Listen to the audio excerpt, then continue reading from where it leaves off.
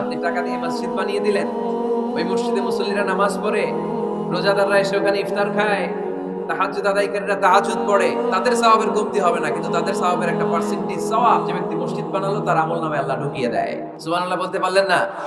হে নামাজি আমার ঘরে নামাজে পড়ো আজ, দিল মে তোমার চরণ তলে হৃদয় যায় নামাজ।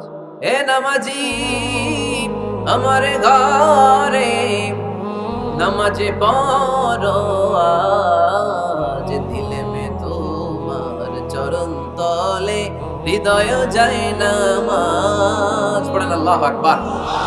কি সুন্দর লিখেছেন কাজী নজরুল ইসলাম। মসজিদ কেমন যেন মসজিদ তার নিজের ভাষায় আল্লাহর কাছে কেঁদে কেঁদে ফরিয়াদ জানায়, আল্লাহ নামাজিরা আমার ঘরে আসে না, কি সুন্দর টাইলস, কি সুন্দর মুসল্লা, কি সুন্দর এয়ার কন্ডিশন, সব আছে কিন্তু মুসল্লি নাই, ঠিক কিনা?